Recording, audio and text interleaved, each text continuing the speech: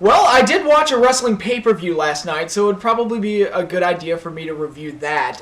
Ring of Honor and New Japan Pro Wrestling's War of the Worlds, held at the Hammerstein Ballroom, streamed live through Ring of Honor's website, and ordered it. And overall, I'd have to say it was a good show. I did enjoy it. It was worth the $15, although it is bizarre that I'm paying more for a Ring of Honor show than I do for WWE shows now. That's really bizarre how that kind of works out. Although, WWE, quick note here, you really need to expand your content on the WWE Network. I'm just throwing that out there because, okay, here's what I want. Raw, Nitro, Saturday night's main event, Clash of Champions. I want those archived, and I want to be able to watch them anytime I want. Make that happen, and I'll be happy. Just saying. But Ring of Honor, I mean, $15 is still a relatively small price tag by any standard for a wrestling pay-per-view, and by those standards, I thought Ring of Honor delivered a good show. Now, I have to be honest, they pissed me off right at the start, because the main reason I ordered this pay-per-view was to see AJ Styles versus Michael Elgin in the main event for the IWGP title, and they changed it. They made it a three-way by adding Okada to the Okada to the match, and that upset me. Nothing against Okada, but I wanted AJ and Elgin, and people have told me, it's like, well, they had two other matches. They had a one match a couple months ago or whatever, and I don't remember the names of the shows, but I was like, well, yeah, but I know how those matches ended. I'm sure I'll watch them at some point, because I do want to see that match, but it's like, look, I know Elgin won one, and I know the other one was a 30-minute draw, so it's just, if I know the outcome, it's just not the same. And I ordered this pay-per-view to see the live match, and they changed it on me. And I was really like, that really put a sour taste in my mouth right at the start. I'm like, the main reason I ordered the show, and they changed it. And if they had advertised this as AJ, Elgin, and Okada, I wouldn't be saying a word. But the fact that they changed it at the start of the pay-per-view just kind of put me off, and it really kind of upset me. And I'm not a huge fan of three-ways. I don't dislike three-ways, but very rarely are there any that are truly memorable and really stand out in my mind as being like really memorable matches. I mean, for every WrestleMania 20 main event and for every Unbreakable 2005 X Division three-way, there's about 20 or 30 three-ways that nobody remembers. So, I don't know. There's just something about a one-on-one match that's just a lot more interesting. But, moving on from there, we did get two tag matches to kind of kick off the show, back-to-back tag matches. They were okay. They were kind of a little, what's the word? I don't want to say sloppy. Not very well constructed. I think that's probably the best way to put it. They the flow of the match wasn't very natural. Both of them was not very natural and not very solid. Of course, I mean, there's a mix and match of guys that I really like and other ones that I don't like as much. I've never been that high on Ciampa. He's kind of like, I look at him and I see Claudio Castagnoli if Claudio Castagnoli was shitty. And if you're watching this, you don't know who Claudio is. That's Cesaro in WWE. And, again, for those of you who don't know, which is probably none of you who are watching this, but I just in case, you never know. I don't see anything in him. He's not very crisp. He's just not. I don't know. He's not that spectacular of an athlete compared to a lot of the other guys that he's sharing the spotlight with. I just don't see anything. Roderick Strong, I've never liked. BJ Whitmer, and them as a tag team, the Decade. I'm like, that's kind of perfect because they're like kind of the Blandies. So let's make them a tag team. It's just kinda, whatever. Roderick, he is what he is. But I do like ACH. I think he's a nice, flashy, exciting guy. I saw him live at the WrestleMania 29 weekend show, and that was the first time I'd ever seen him, and I was like, wow, he's pretty good. And I'm really high, and I don't hear a lot of people talk about him, but I'm really high on Matt Taven. I think there's some untapped potential there, and I liked him better as a heel, but because he kind of had this late 90s Shawn Michaels vibe to him, but I think he's got a great look, and he can sell. I was really impressed with how well he could sell, too, in this match, and I wish that he was in the opening match, and he's being set up to face Lethal for the ROH TV title. I wish they had showcased him a little bit more in the match, because I look at him, and I'm like, I kind of like this Matt Taven guy. I really like him, so I'll be interested to see how he grows and develops, because I think there's something there with him, and I just like him. I don't know. I like watching him. He's kind of got that rock star look to him, and I don't know. It's just me. But I don't hear a lot of people talking about him, so we'll see where he goes. But speaking of the TV title, we get Jay Lethal versus Kushida for the TV title. It's really interesting to see Jay Lethal work heel. I think Truth Martini definitely helps that out a lot, and he's a great manager. So I think that really makes it feel a little bit more natural, because it is hard to accept Jay Lethal as a heel, but I think Truth definitely helps. And this was a really good match. I really enjoyed. This was the first match on the show that I really enjoyed, and I thought they had a nice little athletic contest with some really cool counters coming out of the handsprings and stuff. And I just thought it was a really good athletic match, and I really enjoyed it. So this was the first really good match on the show, and one that I really liked. And obviously Lethal retained the title, and that was good. And yeah, it was just a good, solid title match, and it really kind of. I look at Jay Lethal and go, "Oh, TNA."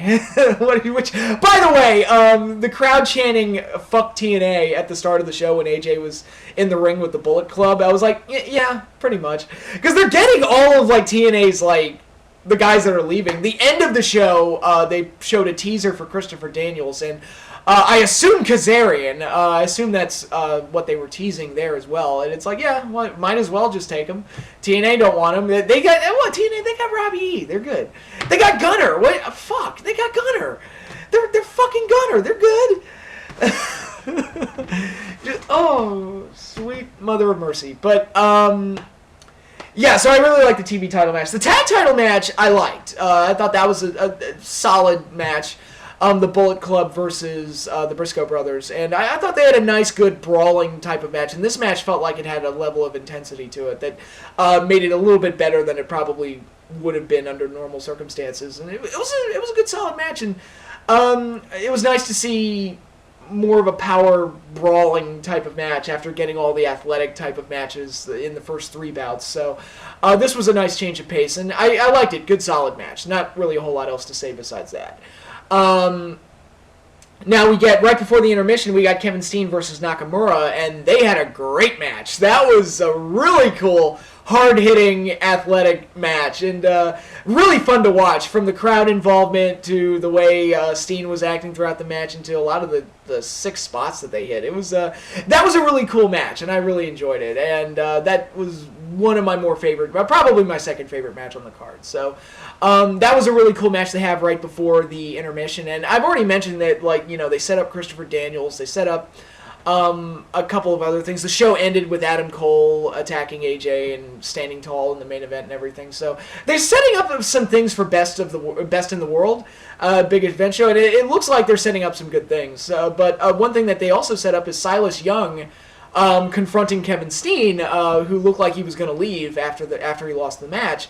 And I thought they had a nice little back and forth. Silas Young, I've seen very little of, but he comes across like an old school redneck heel, and I was like, wow, I kind of like this guy.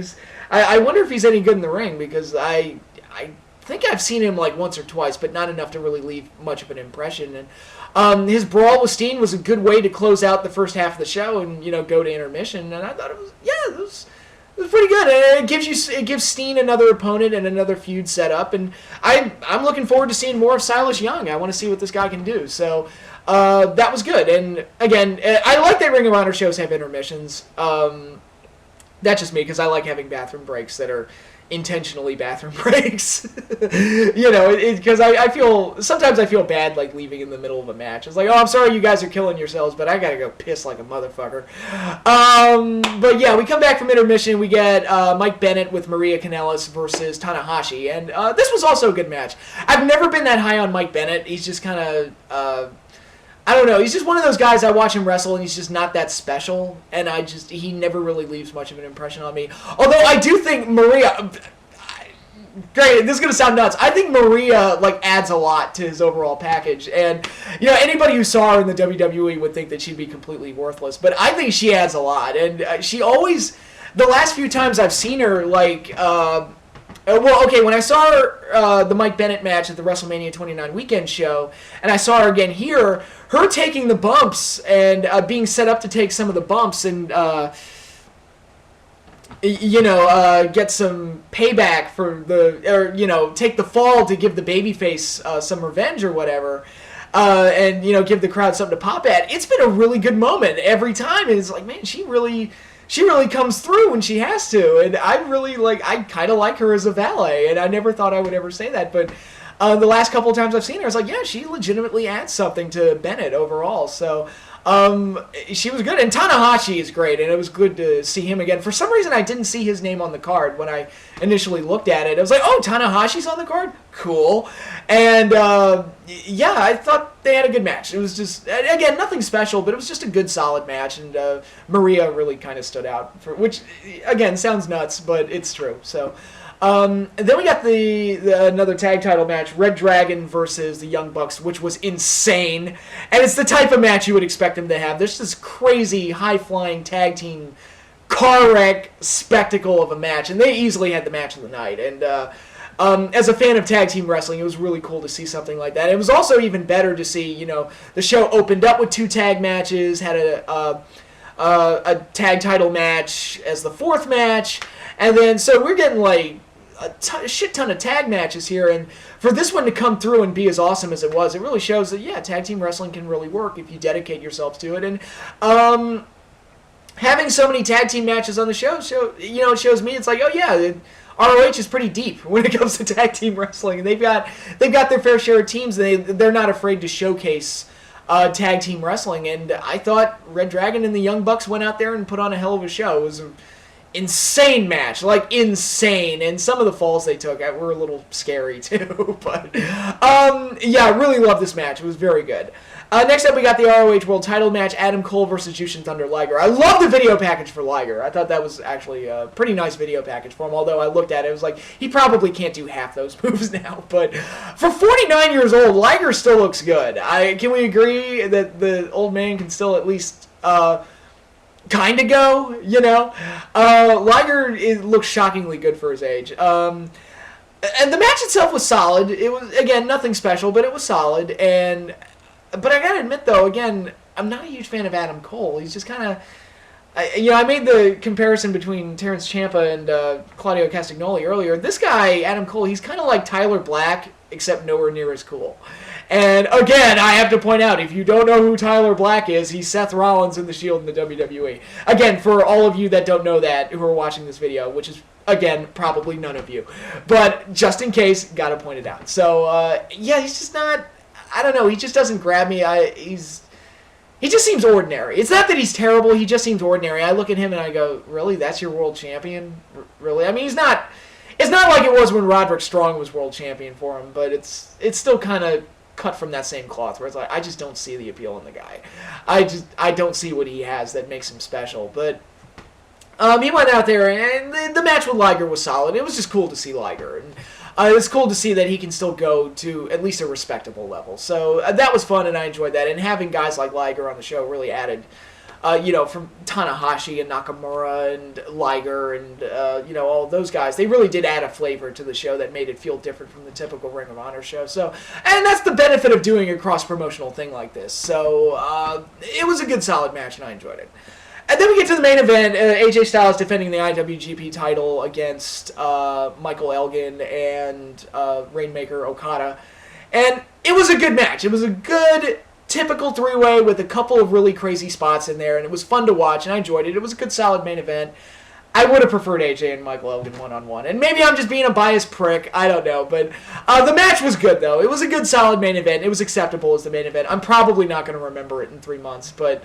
I really, really did want to see AJ and Michael Elgin throw down in the main event, because I think they could have done something really cool. And I am going to go back and check out those other matches, because I hear they're pretty good, and I do want to see them, even though I've had the outcome spoiled for me. So there's that. And of course, I already talked about it. You get the teasers with Christopher Daniels at the end, and Adam Cole attacking AJ, and possibly setting up something for Best in the World. So, Ring of Honor, I mean, I gotta be honest, despite initially pissing me off right away and the first 2 tag matches kind of being iffy, I thought they put on a good show. It was a really enjoyable show, and again, the New Japan guys being on there added a different flavor to it, and it was a fun show to watch. And as far as matches go, I really liked the Lethal, I'm forgetting his name, God damn it. I forgot. The TV title match, before I sound like an idiot.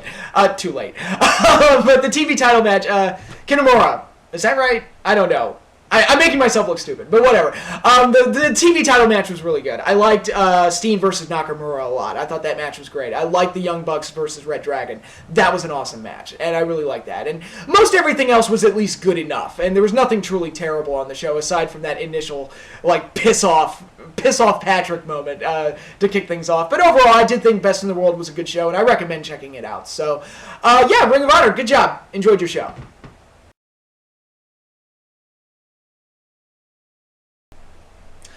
And as promised, here is my in-depth review of the Legendary Pictures Godzilla movie, which, as I'm recording this, I have to be honest. Okay, the reaction video that I posted like, I filmed it literally after I got home from the movie theater. So, I actually, to be honest, like the intro with the clips and the music and everything, I had that made in advance. And I had 3 other ones made. There was a "this movie's awesome" one. There was a "this movie's good." It's still not quite there, but it's good.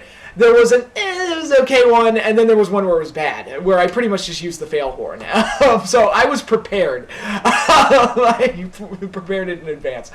Fortunately, I got to pull out the great one. So, yeah, but okay, that video was posted and filmed and posted right after I saw it Thursday night. Since then, I have seen the movie 2 more times. I really, really liked this movie, and I loved it. And as a Godzilla fan, it hit all the right buttons for me, and just really gave me everything that I liked and I enjoyed and appreciate about the King of the Monsters. And it was just a wonderful experience to see that movie. And as I've said, I've always wanted that big budget American Godzilla movie, and I didn't think it would ever happen. After the '98 film kind of killed it, I was like, well, there goes that dream. But the fact that I got it, the reason I'm going to see the movie so many times is like, I want to enjoy this because this is the movie I've always dreamed of seeing. So I've already seen it 3 times, and don't be surprised if I see it 1 or 2 more times after this. So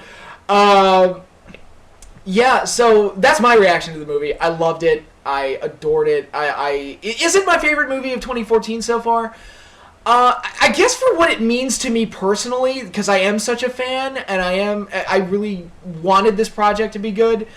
It probably is. I mean, Captain America 2 is still really, really high up there, and it's one of those 2 for sure, because it's really funny. We get what I think is the best Marvel movie to date in Captain America. We get the Godzilla movie of my dreams, and next week we're getting what should be the best X-Men movie ever. I don't see how it can be anything less than that, unless Bryan Singer just royally screwed up, but we'll find out. But it's almost too much awesome for me to handle. See, that's why you need shitty movies like The Amazing Spider-Man 2. You need to balance out. You need your good movies, but when you're feeling too good and the awesomeness feels like it's going to make your body explode, you need those shitty movies to kind of bring you back down. So movies like that serve a purpose. But anyway, I'll elaborate more on The Amazing Spider-Man 2 when I review that one later in this video. But getting into Godzilla, I want to start off by addressing some of the criticisms that I'm hearing about this movie, because the reactions to this movie have been pretty much across the board. A lot of people I've talked to loved it. A lot of the reviews are saying it's good but flawed. And I've read some negative reviews that says that it wasn't very good and blah blah blah, and because they did this wrong and this wrong and this wrong and this wrong and whatever. So it's the reactions to this movie have been pretty across the board. And not even in that like Man of Steel way where there was a strict divide between people thought it was awesome or they thought it was shitty. It's like there's like a spectrum of the reactions to this Godzilla movie, and I'm going to address some of the criticisms as best I can. First of all, the main criticism that people have had with the movie is that Godzilla doesn't have a lot of screen time. And it's absolutely true. Godzilla does not get a lot of screen time in this movie, but they make every second count, in my opinion. And if I can understand how that can put people off, but at the same time, I really did appreciate the approach that Gareth Edwards took, where he wanted to hold back on the monster, because we live in a day and age where everything is just instant gratification and everything's just thrown at you, just in your face and all the time, and it's just instant gratification, just thrown in your face. and with, like the Transformers movies and stuff like that. But I really miss those old style movies like Jaws, like Alien. People forget. I mean, Alien. It takes a long time for even the facehugger to show up. I mean, they spent a lot of time establishing the universe, setting the tone, establishing the characters, and how everything in the universe works and everything. And it's a long time before the monster gets to work and does stuff, but it's all about setting up that tone and building anticipation. And I miss that type of approach because you really don't get that anymore. Because everything, again, like I said, it's all about instant gratification and just throwing everything in your face. And I use the Michael Bay Transformers movies as an example of overly excessive. But the best one of the Transformers movies that he's done was the first one, where he actually did display some level of restraint in showing off the Transformers. We didn't get Optimus Prime until about halfway through the movie, if that, maybe a little later.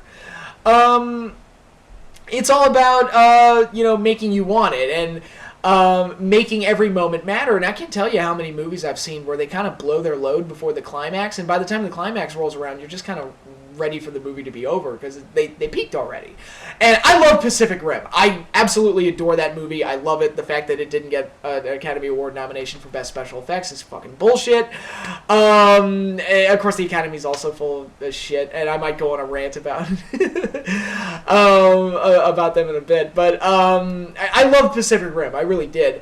But they threw so much out there because the kaiju battles and the Jaegers doing all this cool stuff was just constant throughout the movie. It opens up with a great fight scene, and then you get the Battle of Hong Kong, which was an amazing action set piece. By the time you get to the climax is kind of... the climax doesn't quite live up to it. It's nowhere near as cool. And they introduced the first level 5 kaiju, which was Slattern, and he's nowhere near as cool as, like, Otachi was, or Knifehead, or Leatherback. He's just not as cool, and the final fight doesn't have the same punch to it that the Battle of Hong Kong did. And by the end of the movie, I was just kind of like, all right, I'm kind of ready for it to be over. And it happens a lot with movies now, where they just... They just throw everything at you. But again, that more Aliens and that Jaws approach, especially Jaws, of holding back and building anticipation and building suspense and building up to this climax, is an interesting way to go. And it's an interesting way to do a Godzilla movie. And I'll be honest, the climax was so good that all of the teases along the way were totally worth it. The fact that it built to this grand climax that was one of the most satisfying climaxes I've ever seen to a movie. I mean, the last one I remember seeing that really, like, excited me as much as this last kaiju battle did. And I'm going to talk about Godzilla and the Mutos in a minute, but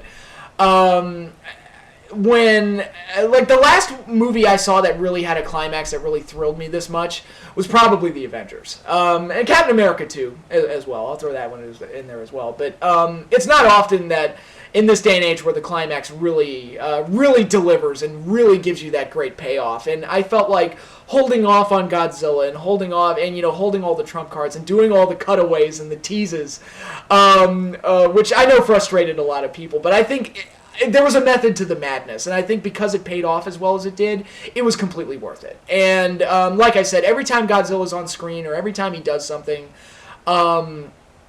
it carries weight, and it means something, and it makes you appreciate Godzilla more. And I felt like Godzilla's presence was there throughout the film, from the moment he's introduced in Honolulu and all the way to the end of the film. I feel like his presence is there. So I appreciate that Gareth Edwards took that approach and made that type of movie, and it did it. And again, I think it just made the climax all the more satisfying by doing it that way, although I can see how it can put people off. That said, I would have liked dash more Godzilla, like teeny bit more. Like a couple of small things here and there I would have liked to have seen. Like when the Muto first hatches and is unleashed and starts letting out its call, it starts calling its mate. I would have liked a scene where they cut to under the ocean and you see like the dorsal fins sticking up out of the ground, and you don't get a full reveal of Godzilla, but you see the dorsal fins, and they zoom in on his eye and you can faintly hear in the background the Muto call, and then Godzilla's eye opens. And it's cliched as hell, but I would have liked to have had that scene, because it would have been, A, it's classic Godzilla, and B, we would have gotten at least somewhat of an underwater shot with Godzilla, because we didn't really get that, and I would have liked to have had like a good underwater shot of Godzilla. But, and in the middle of the movie, once he's introduced in Honolulu and he has his big reveal and they cut away from it, which was, I think that was the cutaway that really ticked a lot of people off. But I thought it was really well done, where they reveal Godzilla in this great scene where you see his face, you see everything, they pan up his body, and he lets out this mighty roar. And the audience I was with the first time I saw it, they just erupted with applause.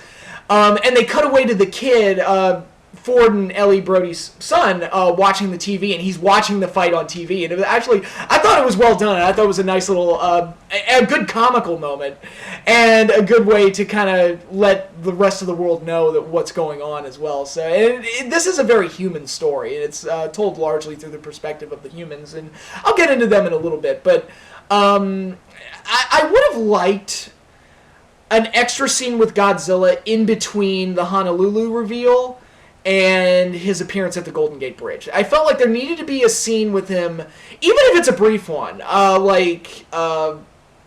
maybe have him show up at the bridge when the Mutos attack the train, or maybe have him, or maybe actually show us the airplane or the airport fight, at least, you know, even if you're keeping it short, and still do the cutaway, because I did think that cutaway was pretty well done. But you know, we needed like a little extra scene with Godzilla somewhere, and it didn't have to be that long. It just like a little extra thing with him somewhere. And at the end of the movie, I would have liked a moment of uncertainty when Godzilla wakes up, because it's thought that he dies after the battle, and he wakes up and he's standing in the middle of the city with all the survivors looking at him.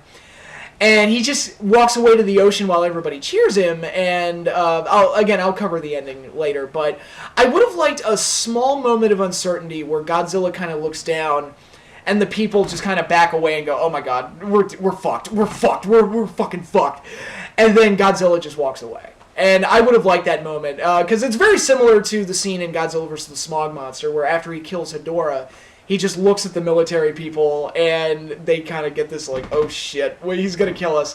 And then Godzilla just turns around and walks away. And that was the moment that kind of solidified Godzilla as not only a superhero, but kind of the ally to humanity during the 70s. And I would have liked that moment to be replicated here, because that's clearly what they were going for with the ending. So, but again, I'll cover that in more detail. Another small nitpicky thing, and this is pure fanboyism. This is just pure me being a fanboy. I would have liked the classic Akira Ifukube Godzilla theme to be used. And there were a couple of moments where they could have used it. It would have been awesome. When he shows up at the Golden Gate Bridge, when he shows up for the climax, when he wins his big victory fatality, which was awesome, by the way, that would have been a good time to use the theme as well. It would have been great to hear the classic theme at some point during the movie. And like I said, there were a handful of times where they could have used it. It would have been fantastic. But you can't get everything. And again, me wanting the theme in there is purely a fanboy thing. So I can let that slide. That's not necessarily a knock against the movie. But yeah, another complaint I'm hearing about the movie is that Bryan Cranston wasn't in it enough. And I agree with that to a point. I did miss Cranston after he was gone. I would have liked to have seen more of him and maybe hold off his death until a little bit later in the movie. But while he was around, he left an impression. And I'll cover the human characters more closely in a few minutes. But I really liked Cranston. I thought he was great and really captured a lot of weight and emotion. And even though he did die early, he did leave an impression. So I loved having Cranston in the movie. So I mean, of course, he's Bryan fucking Cranston. So he just owns shit. That's what he does. And a lot of people are saying that Aaron Taylor Johnson was bland in the movie, and he was wooden. His performance was wooden. I actually liked him, and I think what it was is that he gave this performance where he's a soldier trying to get back to his family in the midst of this big disaster that's going on with monsters running wild everywhere, and Godzilla, you know, God knows what he's going to do, and he's just trying to get back to his family to protect them. And he's a soldier, and I felt like his performance was kind of a guy who... his emotions were on the edge of breaking out. Like, he was on the edge of being like an emotional wreck. But he's just, I have to hold it in because I have to stay strong and I have to do this and I have to get back to my family. And that was the kind of, like the scene with him on the phone with his wife, I thought kind of captured that. It was like, I can't lose it, I can't lose this, I have to stay focused, I have to stay focused. And I kind of like that performance. And I know a lot of people said he was wooden and lacked emotion. I don't think he lacked emotion. I think his performance was of a guy that was trying to hold back his emotions because it was just on the edge of spilling out. So I didn't have a problem with Aaron Taylor Johnson. I do like him as an actor. I really liked him in Kick-Ass and a few of the other things I've seen him in. But no, he was good here. And I liked all of the human cast, quite honestly. And this is where I've addressed all the criticisms. Let me get into the stuff that I really, really liked about this movie. I loved the way it was shot and the way it was presented. The cinematography in this movie was outstanding. And just a lovely movie to look at. The shots and what Gareth Edwards is able to do with the camera is just a really well shot movie. And if I told you that this was this dude's second movie, you probably wouldn't believe me. But it is. It's his second movie. And for him to make... And his first movie was a low budget indie film. So for him to make the movie look as good as it does is pretty remarkable. I mean, I can't stress the cinematography enough and how great looking the movie is and how well shot it is. I read a review that said that Gareth Edwards knows how to tell an entire story in one shot, and it's absolutely true. He's just some of the shots he captures with the monsters, both from a human perspective and both just by pulling the camera back and letting us see them throw down in the middle of the city. Just some great camera work, and he does a fantastic job, and the cinematography is just top notch. Looks great. I love the way the movie is presented. Again, I touched up on how I like that they held off on the monsters and made us appreciate it and built anticipation for them. I really like that, but the way it's presented, it really, I was getting classic Spielberg vibes. Again, I've compared it to Jaws, and Close Encounters would be another one to compare it to. It just got a lot of mystery to it and a lot of, especially in that first act. And just the way everything progresses and the way it's shot and the way it's handled, I got this Spielberg vibe while watching it. And I mean that in a good way because, the 98 Godzilla film was clearly ripping off Jurassic Park, but it was ripping off Jurassic Park. It wasn't it wasn't enough of its own thing. This movie took Spielberg's playbook and presented Godzilla in that vein. This one feels more like a Spielberg movie than the 98 film did, which was clearly ripping off a Spielberg movie. And I was really engaged by, again, the way it was shot, the atmosphere, and the tone of everything, and how they presented it. I love the opening credit sequence. That's another thing, because one thing that pisses me off about movies nowadays is that they have these great credit sequences, but they put them at the end of the movie after we've already seen it, so who cares? I mean, Marvel, I like your movies. I really do, but you don't need to put that shit at the end of the movie. It's just, the movie's over. I don't care anymore. And if you're doing it to get people to watch the end credits and watch your post-credit stuff, okay, I think we all know by now that Marvel movies have post-credit scenes, so I think we can let that... you don't have to have these flashy end credit sequences. Just put them at the beginning where it sets the tone and the atmosphere and really gets you excited for the movie. And I was really happy that they did that here, and I thought the opening credit sequence was really clever and really great and really captured, it was a great tease for Godzilla. You get to see the fins and these great newsreels and showing the names and the cast and everything in these kind of blocks of text, and they would, like if in top secret documents where they strike them from the record, they would block out parts of the paragraph and only reveal like the names and the cast. And I thought that was a really clever way to do it, and just a great opening credit sequence, and I really loved it. But yeah, just the way the movie was presented was very, very good, and I already criticized them for not using the classic Godzilla theme, but the music score was great. I thought it was a great score, and I listened to the score before I saw the movie, and I was like, yeah, it's all right. But when you see it matched up with the visuals, it's so much better, and I think it really, again, captures kind of the intensity that the movie's going for, and some of the mystery, and some of the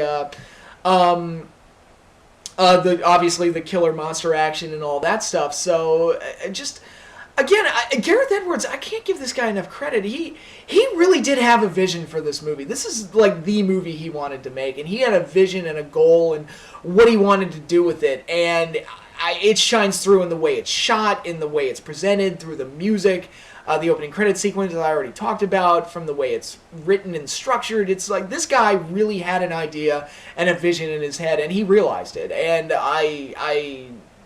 I'm so impressed with him and the job he was able to do with, for, again, a first big budget effort. I mean, that's pretty remarkable.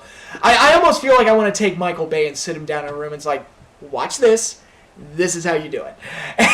And, excuse me. And all of that is great. And, you know, if you're going to do a more human story, because we do spend a lot of time with the humans and everything like that, the characters, I don't want to talk about them.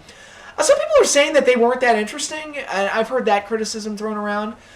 Personally, I think for the basis of this story, and which is just basically a survival movie, because most monster movies are basically just...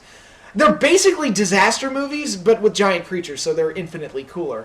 And again, to bring it back to Jurassic Park, the characters in that movie weren't the most complex. I mean, they were fun, don't get me wrong, and I liked them, but they weren't the most complex characters ever. And personally, I think I like the characters in this Godzilla movie. Overall, I like them more than the characters in Jurassic Park. Except for Wayne Knight and Jeff Goldblum. What was up with that laugh? But, I mean, Jeff Goldblum's just awesome in that movie. But overall, I really did like the characters in Godzilla. I liked, like I said, I already defended Aaron Taylor Johnson. I love Bryan Cranston. He owned like a boss. He wasn't in the movie much, but when he was, oh yeah, he was awesome. I really like Ken Watanabe. I thought he kind of gave off this vibe where he's... first of all, I love the name. They named him Dr. Ishiro Serizawa, which is a nice nod to both Ishiro Honda and to the character in the original 1954 Godzilla film. Dr. Serizawa. He's nowhere near as complex as that Dr. Serizawa was, but he is a nice presence throughout the film. And the vibe I was getting while watching him, he was kind of like Dr. Loomis from Halloween, where he's kind of the voice piece for the monster, and he understands the monster and knows everything about it, is telling other people about, look, this is how this monster works. And basically his plan all along was like, look, just let Godzilla fight the Mutos, he'll take care of it, he'll go away, he'll win, he'll go away, and we won't have to worry about this shit. And of course the military's like, no, we gotta blow them up with a nuke and everything, because we gotta whip our dicks out and be awesome. It's like, yeah, but the Mutos emit EMPs, so you're kind of useless against it, which, fancy that, a giant monster movie where the military is useless. What a shock. And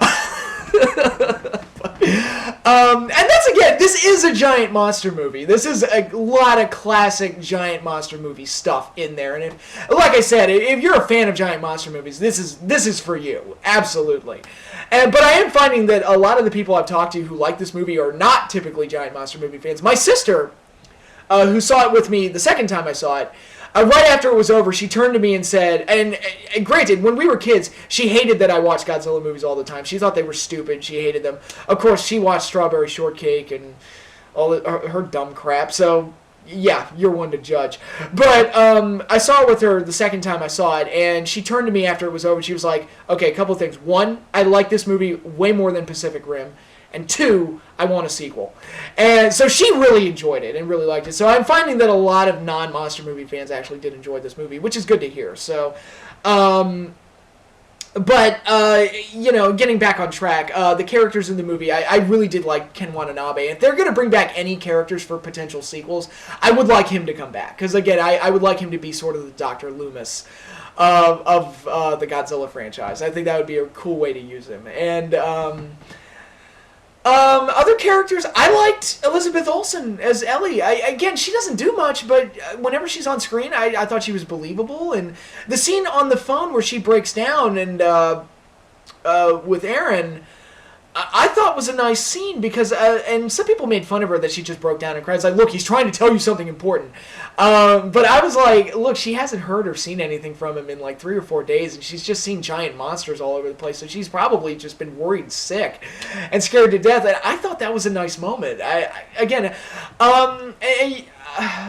I'm not saying the romance was like the greatest thing ever, but again, this basic story about a guy separated from his family and just trying to get home to his family, I thought it was nice, and I thought she played her role nicely and was overall a nice character whenever she was on screen, and I enjoyed her. So the other characters, Juliette Binoche played Bryan Cranston's wife in the movie, and she dies very early on. But she left an impression and really added to Cranston's overall tragedy, and that's probably the most heartbreaking scene in the movie. When that happens, I thought that was, again, a lot of the stuff they did with Cranston. Even though he's not in the movie much, he leaves an impression. And I thought she was a great kind of counterpoint to making those scenes happen. Sally Hawkins is, again, she doesn't get anything to do. She's basically just Dr. Sarasawa's sidekick, but she's pleasant. I don't know why. I just liked her. She really, literally has almost nothing to do, but I liked her just being Dr. Sarasawa's little sidekick. So she was a pleasant presence in the film whenever she was around. So I like the human characters. Again, I'm not saying they're the most in-depth, complex things ever written, but they don't have to be. They just have to be likable and fun to follow, and I found them to be that. So, again, I would like Ken Watanabe to come back in sequels. So, so overall, I did like the human characters. But let's get to the fun stuff. Let's get to the monsters. First of all, the CGI that is used to create the monsters is damn near flawless. They looked incredible. I was blown away by how well the monsters looked. Not only from a visual standpoint, but the kind of personality that they were able to get out of the creatures. Because I've always kind of, being a snobby kaiju fan, I've always kind of felt like, oh, you can only get personality out of... There's a certain personality that comes out of a man in a rubber suit that you can't usually get out of a CGI monster. They just come off looking like every other monster that you see in movies, and they're all the same. They all come across the same, but they did a lot of little things with both Godzilla and the Mutos that gave them a personality that I really enjoyed. Like, there's a moment where, and during the climax, where Ford destroys the Muto nest, and the Mama Muto, the female, observes it and is like clearly like upset, and then turns and looks at Ford, and you could just sense how pissed off she was. She was like, "It was you." And I thought it was a really great character moment for the Mutos. And I'm really surprised that they were able to get such personality out of these creatures. And again, my sister had a comment where she was talking about Godzilla, and there's a moment where he kills the first Muto, and he just kind of like stands there and goes, and lets out a sigh, like, okay, one down. And she really liked that. She was like, wow, they got a nice little moment out of Godzilla there, and there is a personality to these things that they were able to capture. It's very subtle, and a lot of the times they are animals, and they do fight like animals, which is really nice to see as well. And I mean, this is the most animalistic kaiju fighting that I've ever seen.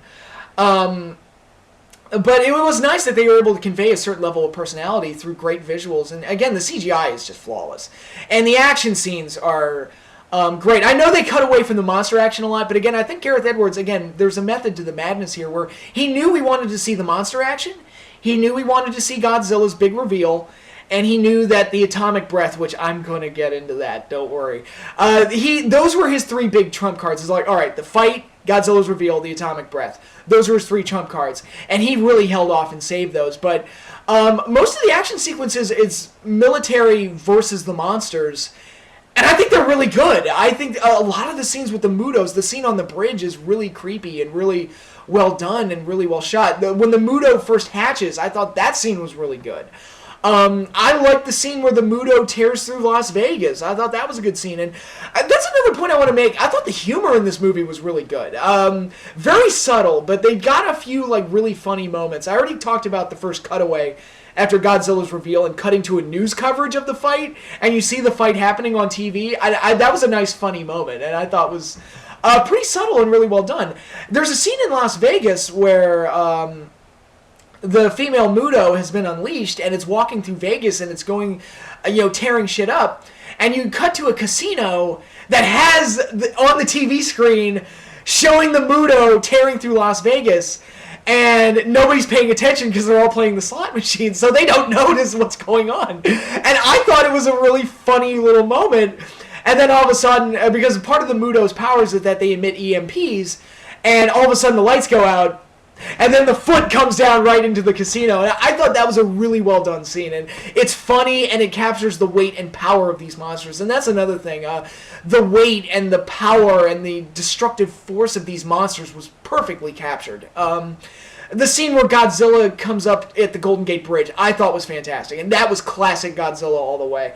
Where the military's shooting at him, and he comes up out of the water and knocks over all the boats, and he tears right through the bridge. That was a classic Godzilla scene, and it was one of the major highlights of the movie for me.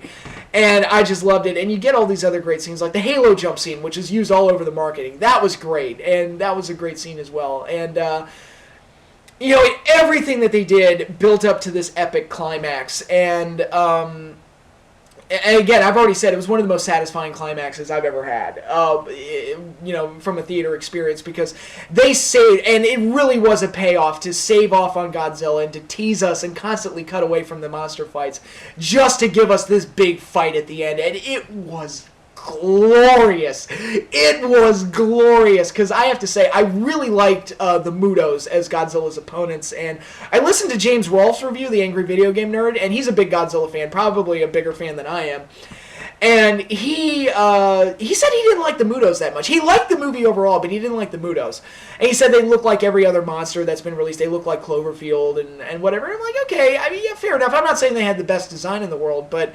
as far as like the character and the way they were shot and the big like action scenes that they gave them, I thought the Mutos were fantastic. And watching them fight Godzilla, I was like, oh yeah, and that became like a pro wrestling match. The way when I saw it opening night on Thursday, the audience reacted to it like it was a professional wrestling fight. I mean, that was so great to be in that receptive of an audience. And the male Muto was a little bitch because he kept like flying into Godzilla and knocking him over and like sneak attacking him and stuff. I was like, oh, you little prick. It was so much fun to watch that whole fight unfold and get all your great kaiju action. Again, the method to the madness of Gareth Edwards, it was totally worth saving all that stuff for the end because it made it all worth it and really made you appreciate it more. And it really did feel like this is the climax. They didn't peak too early. This is your big finale. This is the climax. And it delivered big time. I loved it. It's one of the best kaiju fights I've ever seen put to film. I'm going to go that far. It's one of my favorite Godzilla fights ever. And, everything that they did. Godzilla, when he steps into the fight, he lets out this massive roar. And I saw this in IMAX 3D, and to be honest, the IMAX... the 3D didn't add anything, but the sound was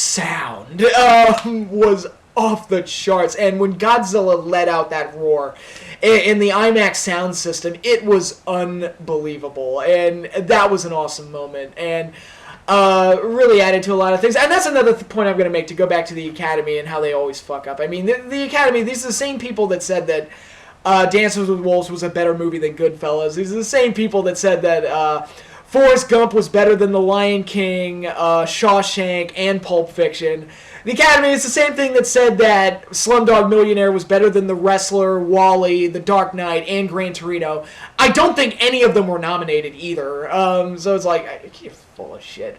But, and I already talked about Pac Rim not being nominated for Best Visual Effects, which was total horseshit. But if Godzilla does not get nominated for Best Sound Editing and Best Cinematography, that's horseshit, because the movie was so beautifully shot, and the sound design was unfucking believable. It's not many movies have had an audio experience quite the way that Godzilla did. Star Wars is probably the only one I can think of that's better. I'm dead serious when I say that, because the sound design in Star Wars is unmatched and unequaled. But maybe WALL-E too. That's another one that's up there. But I just love the sound in the movie. And again, going back to this climax, it was just a knockdown, drag-out fight. And you get nice intercuts with the, Ford, the main character, having to destroy the nest. And I was kind of hoping that they would give Godzilla that hero moment where he would get to destroy the nest. And they gave it to Ford, and I was like, I wanted Godzilla to do that. But, Godzilla did get to kill both Mutos. So it's like, all right, it balanced. It was cool. It was all right, fine. But... the fight, the way it played out and everything, and it was so well done. And again, I have to talk about the atomic breath. The atomic breath was such a payoff. And again, being in that audience when Godzilla's tail started, and I noticed it because I knew Godzilla was going to do the atomic breath in the movie because I saw there was a toy where he does it. I saw the toy where he lets out the atomic breath, so it's like, all right, it has to be in the movie. And they saved it all the way for the end. And there's a scene, like I said, when the female Muto is hunting down Ford, and she's looking at him, and Ford just kind of looks up, looking all scared, and then all of a sudden you see a blue light coming, and it lights up Ford's face, and it's like, and then they cut to Godzilla's tail, and you see the tail lighting up. And when that happened, the audience I was with, a collective gasp, just, and then the light moves up the spine, and it goes up the dorsal fins, and then Godzilla unleashes the fury, and the audience I was with erupted. I mean, I can't even do it, just erupted with applause. I mean, I think as Godzilla fans, we're so used to seeing the atomic breath used all the time, but in the original film, it was a surprise.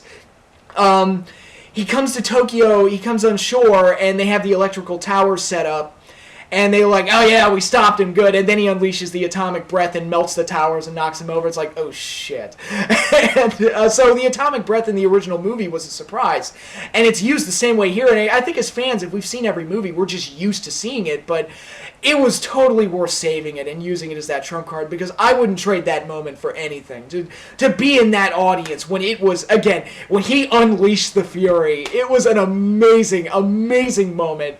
And just a wonderful, it was totally worth the wait to see it. And again, Gareth Edwards, you knew what you were doing when you did that. And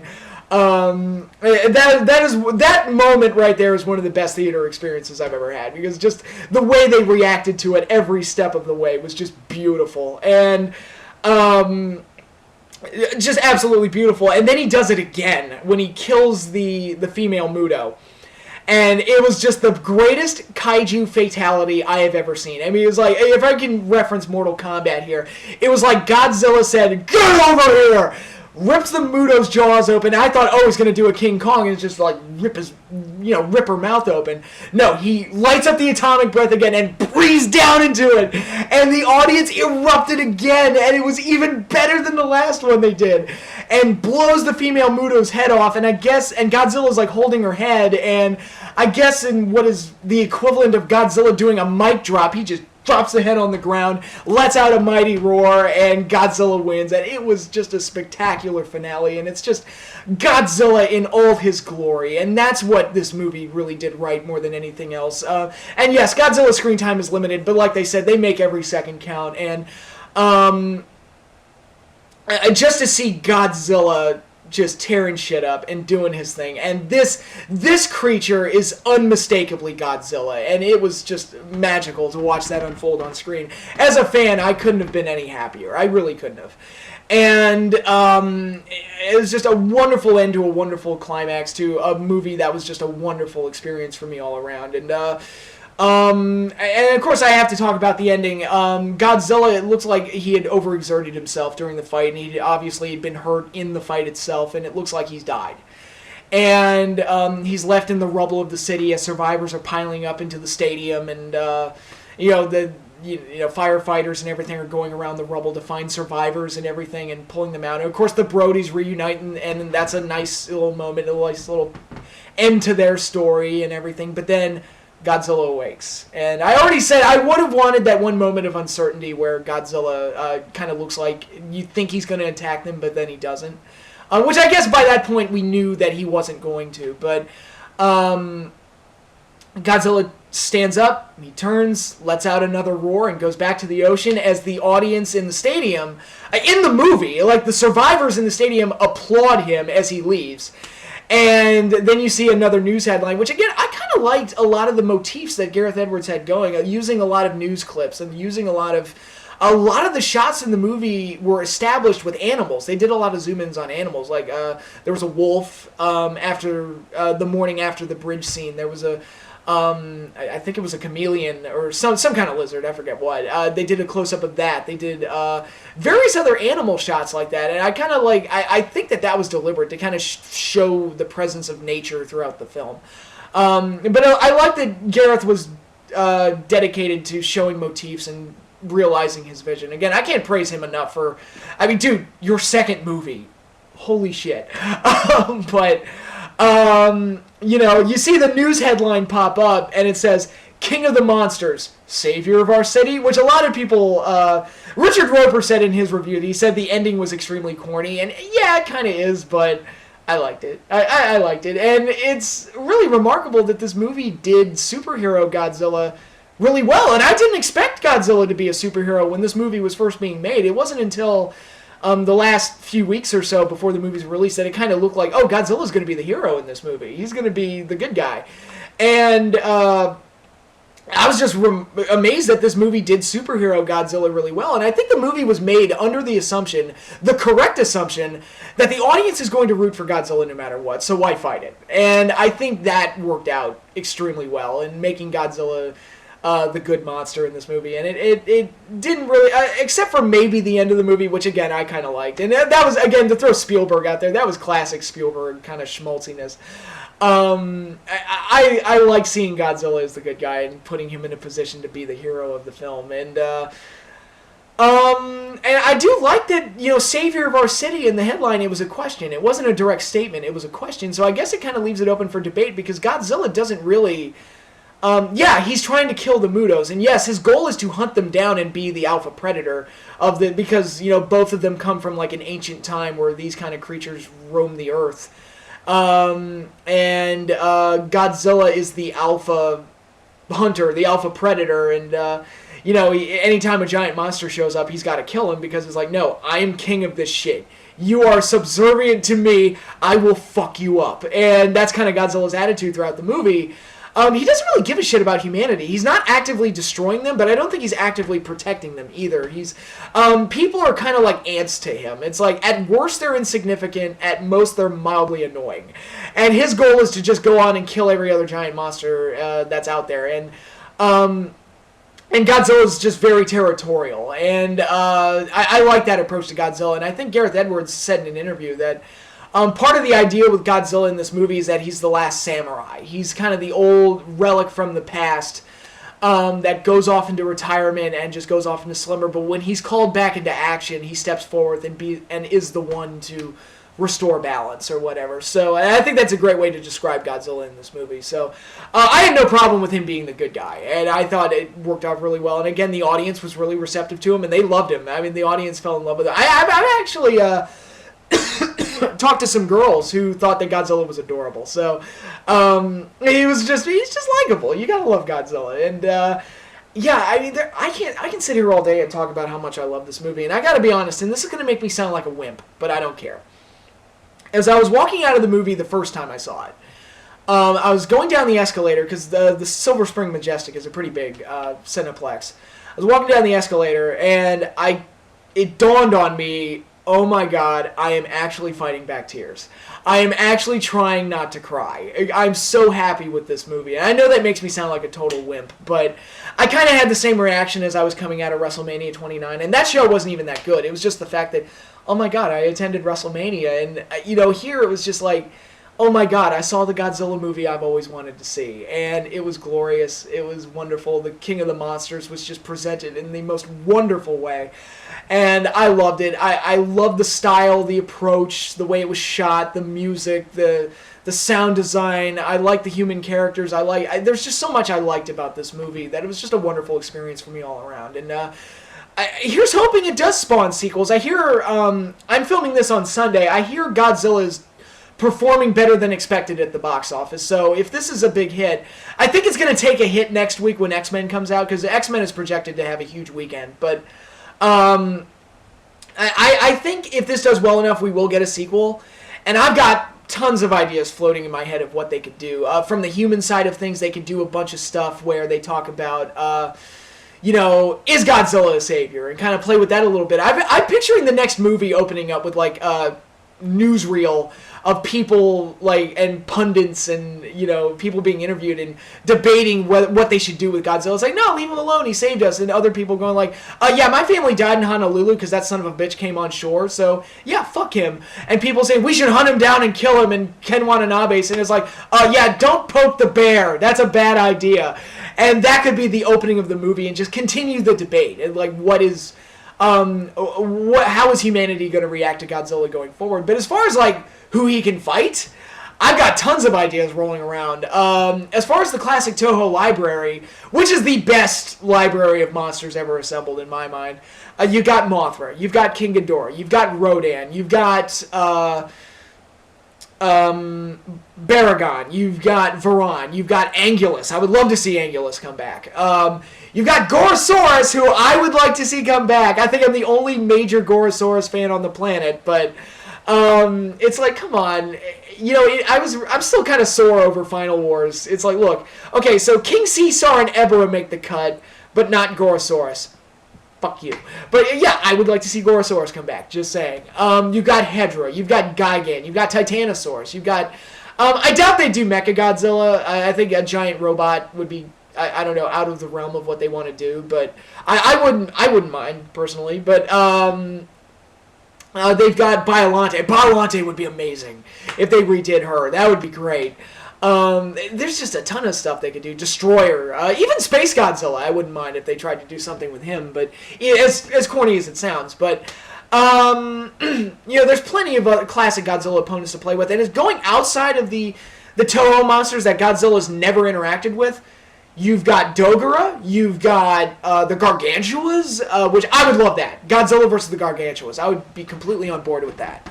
That would be one I'd love to see. Because War of the Gargantua, I gotta be honest, from Toho's library of monster films, my favorite non-Godzilla movies that they did are the original Rodan and War of the Gargantuas. Those are classics, and I would love to see the Gargantuas in a Godzilla movie. And I to this day, I'm still wondering, how did they not make the cut and get into Destroy All Monsters? That one's a weird one to me. But well, I'm just rambling at this point. But going outside of Toho's library, I'd love to see Godzilla and King Kong again.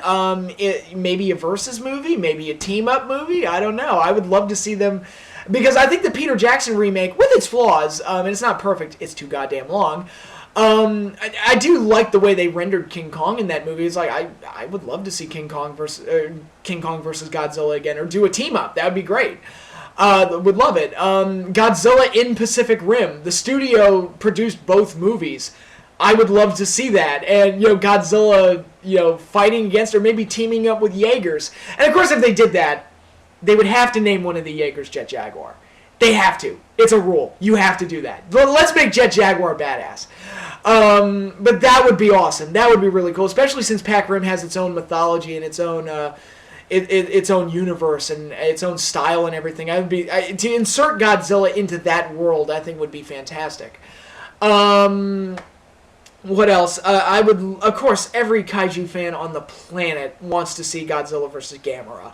Or even a Gamera-Godzilla team-up. I think that would be gangbusters. Awesome. Like, Godzilla versus a flying turtle. Make that one happen. I would love it. Or even, I've heard some people throw around the idea of Godzilla versus Cthulhu. Would kind of like that. I would really like that. So, Godzilla versus Cthulhu. That's really thinking outside the box, but that would be an interesting one to do. But looking at the present, I think Godzilla 2014 for me personally, and what I wanted out of the movie, and what I wanted the movie to be, and what I dreamed an American Godzilla movie could be, I was happy with it, and I couldn't have possibly been any more pleased with it. So, it made me happy, and as a fan, I couldn't be any more excited with it. And, it made me so happy that the pain of the 98 film is gone now. It's like Frozen. I can let it go. Let it go. Let it go. And, I actually, when I saw it in the first night in IMAX, I was like, okay. And I kind of made it up in my mind, if this movie delivers, I'm going to stand up when it's over and yell, "That's how it's done, Roland Emmerich," and then pimp out of the theater. Just like a boss. Mic drop and just bitch right out of the theater like that. And that I had it in my head that that's what I was going to do. But I was so happy with the movie when it was over, and I was so just overwhelmed by like the happy feels that I was feeling and how excited I was over how the movie turned out. I was like, you know what? It's over now. I can let it go. I'm not mad anymore. Roland Emmerich, Dean Devlin, I'm not mad. I'm not mad. Matthew Broderick, I'm not mad anymore. It was worth the wait. It's kind of like how this movie, how Gareth Edwards took this movie and operated it. It was worth the wait. So I'm not angry. I've let it go. It's fine now. I'm not bitter. I'm not angry anymore. It's like when the Nolan movies came out, and it was like, all right, Schumacher, yeah, your movies are shit, but I can forgive. I forgive and forget. I got the Nolan movies. I'm good now. So as a Godzilla fan, I couldn't possibly be any happier right now, and it was a glorious experience for me, and again, just thank you all around to the cast and crew, to Gareth Edwards, to Thomas Tull, to Toho for agreeing to do it, which must have been a tough decision considering how the last one turned out. But just thank you, everybody that made this movie possible, because I couldn't be any happier right now with it. It was glorious. Well, as promised, I'm going to squeeze in another movie review here, one that came out a couple weeks ago, so I'm a bit late with this one, but I saw it, and I just have to comment on it. I just have to. The Amazing Spider-Man 2. Now, if you saw my video review of the first Amazing Spider-Man, you know I wasn't a fan of that movie. I felt like it was way too much like the Raimi movie, followed way too many of the same story beats, and Peter Parker was kind of a whiny bitch, and I didn't like him at all. So, I wasn't a fan of the last one. And I originally was not going to see the second one, but then I saw the response it got, where it had, some people were honest to God saying that this movie was, quote, Batman and Robin level bad. And when I heard that, I was like, well, fuck, I have to see it now. I gotta see what all the hubbub is all about. And, yeah. Okay, this is going to be a negative review. Let me just get that out of the way right now. This is going to be a negative review.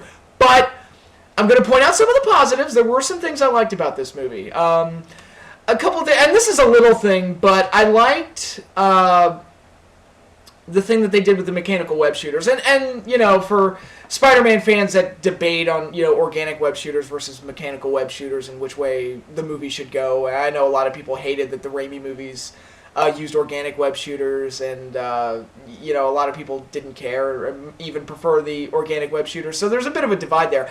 I personally don't care. I see, cinematically speaking, the benefit of the organic web shooters is that it's less exposition that you have to worry about, because you're just grouping it in with the rest of Spider-Man's powers that he gets from the spider bite, so you don't have to explain where they come from. So it's easier to...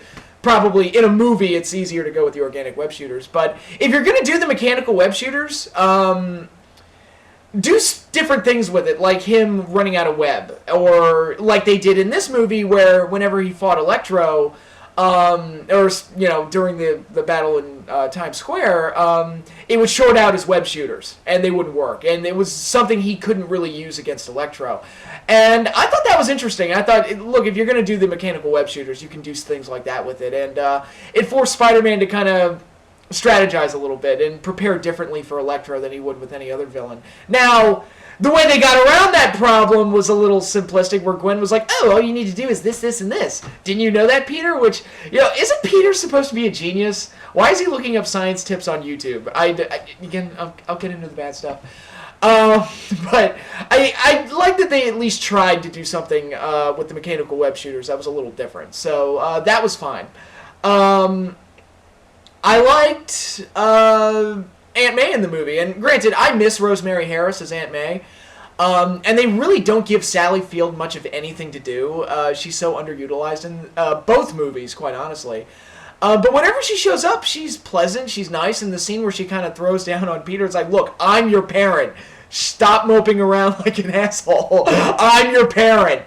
And scenes like that, I was like, yeah, you tell him, Aunt May. You tell him. And I really liked her as Aunt May. So in the few times she was on screen, she was very pleasant, and I liked her. So there was that. And the action scenes are largely like CGI spectacles, and at points they do the Zack Snyder-esque slow motion.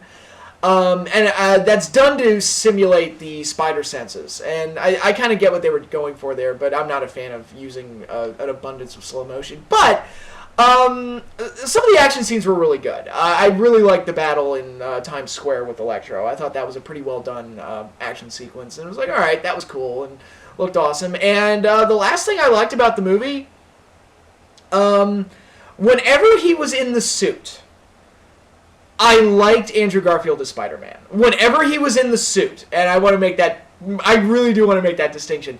When he was Spider-Man, I really liked him. From the jokes, the fun, the heroism, and all the little hero moments to his interactions with the kid, which, I mean, a lot of people would probably look at that scene and go, oh, that's just filler. And but it just, that to me, a scene like that really captured the heart and the essence of what Spider-Man is all about. And it's a simple thing, but I liked it. And even his interactions with Gwen were better when he was in the suit. So when he's in costume, which, by the way, was the best looking Spider-Man costume ever put to film so far. Again, I'm trying to find every positive I possibly can. It's like, oh, the costume was pretty good. Whenever he was in the suit, I liked him as Spider-Man. And that stuff he was mostly fine in the suit. But getting into the rest of the movie, I don't want to say that this movie is Batman and Robin level bad, but it's way closer to being in the same ballpark than any movie should be. And the main problem with this movie is that it's not The Amazing Spider-Man 2. It's The Amazing Spider-Man 2 through 5, all condensed and abridged all into one movie. And it's a bit of a mess. The story is a jumbled, underdeveloped, overly crowded mess. And that is the movie's major downfall. It's not a coherent story at all. And it's funny because a lot of people accuse Spider-Man 3 of that. This is Spider-Man 3 times 2, at least. It's like all of the problems of Spider-Man 3 are magnified with very little or none of the upside. And it's funny because they have all these different stories going on and none of them work. So it's just there's no relief, or very little relief. So that's a major problem. And the story or the movie as a whole just comes across as very sloppy and thrown together. And just not very good. And really, if I had to sum it up, I already mentioned Spider-Man 3, but this movie kind of has like the faults of Spider-Man 3 with like too many villains and the overbloated story. Iron Man 2, where Iron Man 2, the problems with that movie was that it kind of delves into Iron Man's origin a little bit, but not in a very interesting way. And it doesn't really add anything that's really that interesting. And it focuses a lot on the romance and the character interactions and stuff like that. And a lot of times it's a setup for the future, where Iron Man 2 was largely just a setup for the Avengers, and this movie was a setup for the Sinister Six at the expense of the present. They're setting up the future at the expense of the present, which is not a good thing to do. It's kind of like how, WrestleMania 30 was great, and getting the payoff with Daniel Bryan was great, but they sacrificed the Royal Rumble to get there, whether or not that was a plan or not. I personally think that was an accident, and they didn't intend for it to go down that way, but you did get like a shitty pay-per-view along the way to make that happen, and that's kind of where it is. It's like, yeah, Sinister Six, set that up. That would be cool. But you're doing it at the expense of the present, because this movie can't really stand on its own. And a lot of people accused Iron Man 2 of that. But Iron Man 2 at least had great character moments and great character interactions. This movie doesn't have that. Like, the scene where he bitches out Congress made me so happy. Being the, fuck the establishment, fuck the Republicans and fuck the Democrats type of guy that I am. I just enjoyed watching somebody go in there and just whip his dick out and beat Congress over the face with it. So that scene made me happy. And there were a lot of little moments like that made Iron Man 2 bearable for me. Spider-Man 2's got almost nothing. Or The Amazing Spider-Man 2, I should say, has almost nothing. And it's also got some of the problems with Man of Steel. And again, I liked Man of Steel, but the story's a little jumbled, and the way they handle the character isn't the most ideal situation here. And they do some things with Spider-Man's character and how they establish certain revelations that I think detract from Spider-Man and really get away from the essence of what Spider-Man is supposed to be all about. But really, the best way to review this movie is to break it down into its 5 or 6 different stories that are going on and just rip the hell out of each one, because there's so much going on. The Gwen and Peter romance was absolutely annoying. Just annoying and unbearable to me, because whereas in the first movie I hated it because it was very Twilighty. It was just very, let's just stare at each other and make moon eyes at each other, and we'll just be like, oh, we'll say awful things like, it's beautiful, and I like kissing you. And it was just this really, just stupid Twilighty type of romance. Here, it goes in this different direction, where it's like, if you've ever seen that episode of Seinfeld, you're schmoopy, no, you're schmoopy, you're schmoopy. And that's what their interactions are like, where it's like, oh, you're schmoopy, you're schmoopy, I love you more, no, I love you. And I hate couples like that. And it's not that I'm, speaking out against, public shows of affection or anything like that, or I'm jealous or anything like that. And what I'm saying is those type of couples, to me, at least the ones that I've known in my personal experience, are very fake, and they typically don't last. They typically don't last, because once you get past the shallow, like, oh, we're in puppy love with each other, and you're beautiful, and you're awesome, and blah, blah, blah. There's no substance there, and they fall apart, and they break up, and that's the end of that. In my circle of friends, a lot of the couples that I've seen are not like that. They love each other and they're public shows of affection and everything, but it's not like this candy-coated, really, almost child view of what love is like. It's not like that, and they've lasted, and they've gotten married, and God bless them for that, and that's great. And those to me are real couples, the ones that endure through, adversity and stuff, not these, kind of smiley, hippy-dippy, you're Snoopy, no, you're Snoopy. I hate that crap. And things like Peter walking into oncoming traffic, which A, makes him look like an idiot, and B, makes him look like an asshole, because he's holding people up. They're like, I'm so enamored with Gwen, oh my god. And their romance was just irritating to me, and I just couldn't stand it. And how many times did they break up and get back together? I seriously, I lost track of whether or not they were a couple by the end of the movie. I'm like, so... And they were a couple at the beginning of the movie, even though they broke up at the end of the last movie, so... Shit happened in between, which is fine, but... they broke up at the beginning of the movie. I'm like, didn't they already break up? What's going on here? And it was a mess, and it was sloppy, and it was uninteresting, and I didn't care for it. And yes, Gwen dies at the end of the movie, and that individual moment is well done, but it's not built up very well. And like I said, I didn't like the romance, and I'll get into the goblin stuff in a minute, but he wasn't well established either, so the whole romance thing just didn't do it for me at all. And I guess I'll go into it. The Harry Osborn storyline, where he's got this... first of all, shame on you, movie, for misusing Chris Cooper. You cast him as the Green Goblin, and you give him one scene where he dies, and that's it. You make him Norman Osborn, and that's all we get of him. I'm like, that is such perfect casting, but horribly wasted. Thanks for that. I mean, some people criticize Godzilla for Bryan Cranston not getting a lot of screen time. At least he left an impact. I mean, you didn't let Chris Cooper do anything, and that was not good. And basically Harry's story in this movie, and by the way, Harry is so hammy and over the top. I don't know if I love it or hate it, quite honestly. It's just, I was getting a kind of a Schumacher Batman villain vibe. To bring it back to the Batman and Robin comparisons, he was just so hammy and ridiculous. And he had a line in the movie where he's like, "You're a fraud, Spider-Man!" And he's throwing glasses all over the place. And when I saw that, I cracked up, and I was just laughing because it was so absurd and ridiculous. But his story is basically... Harry Osborn's entire story told through the first 3 Spider-Man movies, minus his redemption. We don't get that, but other than that, you get his entire story that he got in the 3 Raimi movies, and it's all condensed in this one film, and none of it is developed well. Like, him and Peter were childhood friends. They didn't tell us that in the last movie. I don't recall them mentioning that in the last movie anyway. And it's like, oh, Peter just shows up and says, oh, we're friends. And yeah, we're best friends forever, and we've been friends for a lifetime, and blah, blah, blah. And I'm like, I would have been glad if you told us that during the last movie or something, especially when Peter was so obsessed with finding out Oscorp's secret. You'd think that him being friends with Norman Osborn's son would have come up in conversation at some point, or would have been mentioned in the movie at some time. And they go skip rocks together. They're best buddies. And then, but Harry has this goblin's disease. I forget the name of it.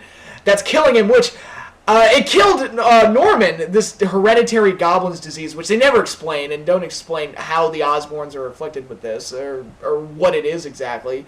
And I guess watching his dad die must have had some kind of a placebo effect on him, because he gets worse as the movie progresses. I'm like, wow, that really hit him fast. Because at the beginning of the movie, he shows no signs of it. And then, a few scenes later, he's, really clearly showing signs of it. It's like, wow, I guess being told about the disease really, really advanced things. I don't know. But, yeah, his whole story and, the friendship with Peter, and his rise to becoming the Green Goblin is just so horribly underdeveloped. And there's a scene with him in Spider-Man where he's like, if I have Spider-Man's blood, it'll cure me, and, cure me of this disease. And Spider-Man's like, I can't do that, and because you don't know what'll happen. Which begs the question, why did Peter dress up as Spider-Man and go there just to tell him there's no hope? I mean, what was the point of even showing up there?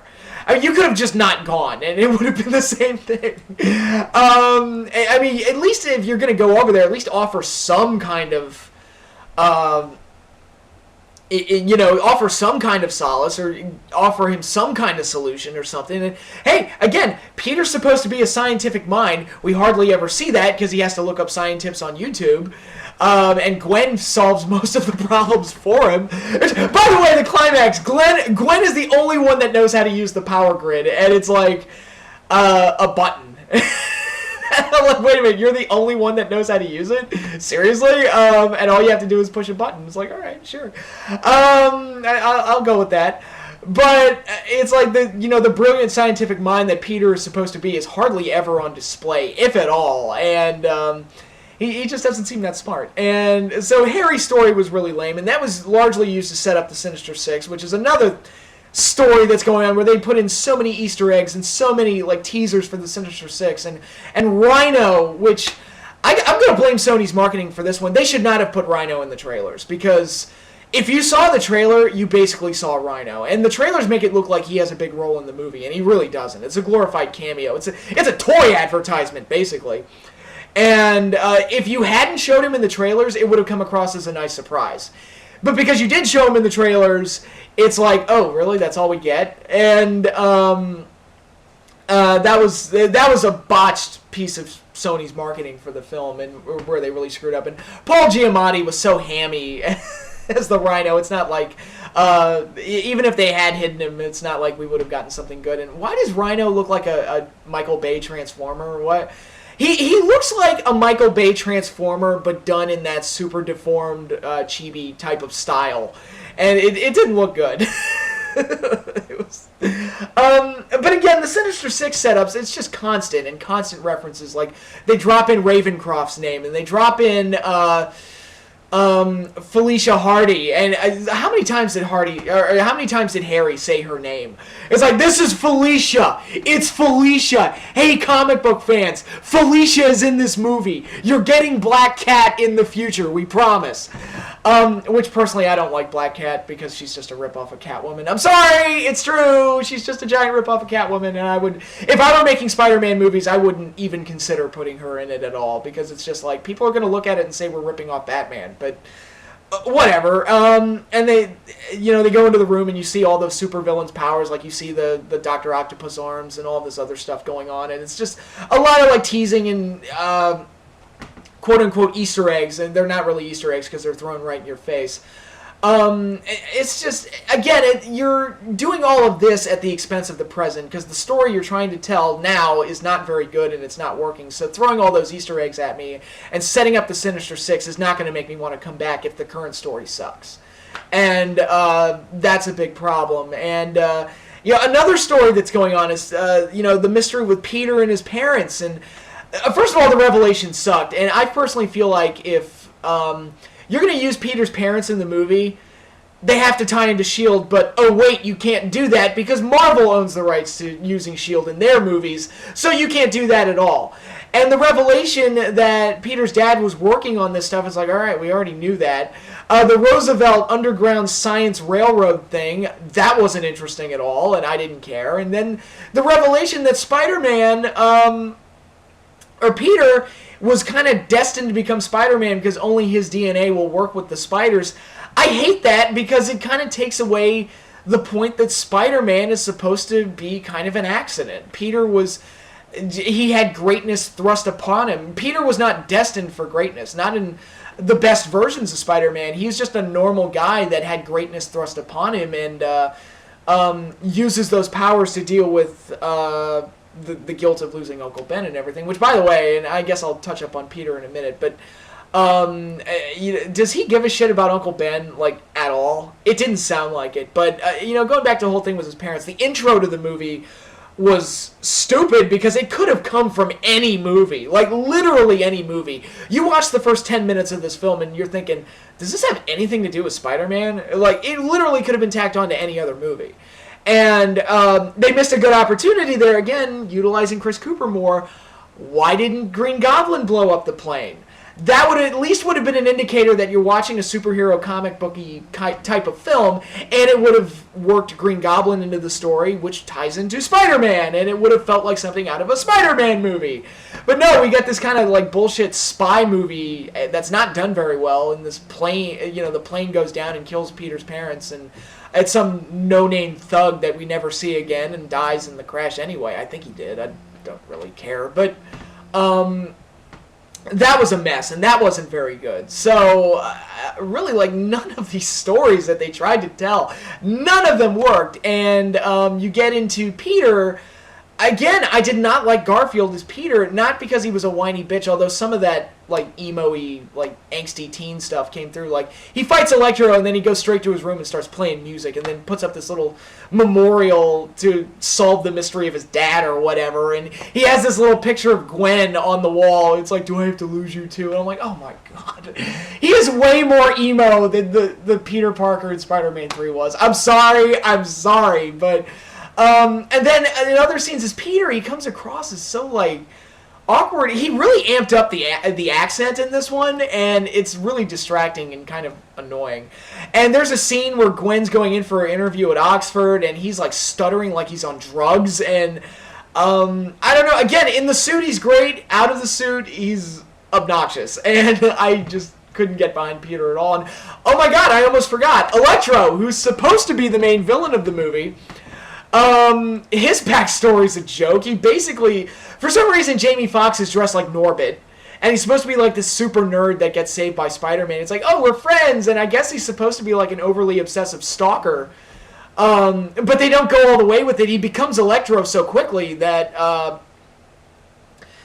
you don't really get used to seeing him as the nerdy guy, and the nerdy guy thing isn't that interesting, and it's like, oh, he became a supervillain on his birthday, and that's the extent of the tragedy of Electro. And it's like, alright. It's great. And then they do the battle at Times Square, which was good, and like I said, that was a good action sequence. And then he disappears for most of the movie, and you kind of forget that he's there, and by the time he shows up for the end, I just was like, I forgot you were even here. And again, it's kind of like Whiplash was in Iron Man 2, except Whiplash was actually engaging and interesting, and at least cool while they used him. Electro is kind of not. And again, I don't like what he started as that nerdy character, and the design of Electro is not very good, because to me he looks way too much like Dr. Manhattan. I mean, granted, it's better than the comic design for Electro. I don't know if you've seen what Electro looks like, but in the comics, but it's not good, so I don't blame them for redesigning him. But he just has like a Mr. Freeze, Dr. Manhattan look, and I don't think it's very original or very good. It doesn't really stand out. And again, you look at all these stories, like the Electro story, the Harry story, the mystery with his parents story, or the a Sinister Six setup, or, all these different things going on. Any one of those probably could have been its own movie. And the fact that they tried to cram so much of it in there, it just made the movie just a gigantic mess where nothing got developed, nothing got advanced real well. And it just came across as sloppy. And that was really the main problem with the movie. It's just an unorganized, sloppy mess of a film. And, I'm not a fanboy that wants Marvel to get the rights back, or they want Sony. I want Sony to lose the rights just so Marvel can get the rights to Spider-Man and put him in the Avengers and stuff like that. I do want that, but that's not why I want Sony to lose the rights. I want them to lose the rights because we're done here. It's like, look, guys, thank you for the first 2 movies. And I even gave you some. I let it slide a little bit with the third one because there was some good stuff in the third one. But these last 2 films, it's like, guys, we're done. You're done. Just let it go. Let it go. You had a good ride. You milked the cow for all it was worth. Just let Marvel get the rights back and just let them do whatever they want to do with Spider-Man. But, I mean, I don't. Who owns X-Men, the movie rights? I think it's Fox. I keep forgetting. But, I mean, they've kind of rejuvenated the franchise with Days of Future Past, and I'm seeing that this week, and hopefully it's good. But they've really generated interest in the franchise again. So I don't want them to lose X-Men. I was like, all right, I'm willing to give them a shot with Days of Future Past. This looks interesting. And if they follow through on Age of Apocalypse, that could be really cool as well. So I don't want them to lose X-Men. I don't want Marvel Studios to get X-Men just so they can have it, because it looks like they're gonna do a solid job with X-Men. We'll have to wait and see. But with Spider-Man, Sony's done. And it's like, look, just let Marvel have it. Just let it end, let it go. Let Marvel have Spider-Man back, and let's just finish up here and be done with it. And those are really my thoughts on the movie. Was it worse than the last one? It depends on how you define bad. If you define bad by the absence of good, yes, it was way worse than the last one. It was far more incompetently made from a story standpoint and just story structure and acting and writing and everything. It was just far more incompetently made than the last movie. But it also pissed me off less than the last movie did because, like I said, the last movie was just it was just the Raimi movie all over again, and that was just frustrating as hell to me. It's like, you made the same movie twice, you son, you goddamn it. And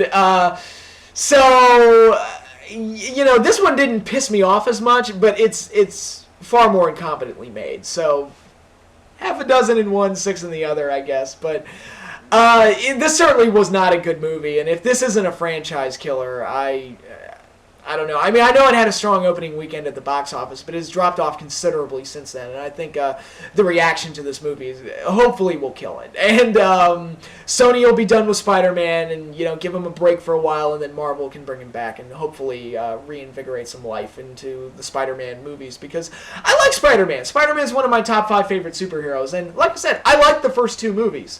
So I would like to see Spider-Man continue to do well cinematically, and he hasn't done that, especially with these last 2. And again, a lot of people shit on Spider-Man 3, but I don't think it's as bad as people say it is. But here's hoping for a bright future for Spidey, because if we get more movies like this one, it's just the dark times are gonna continue. So yeah, The Amazing Spider-Man 2 wasn't good.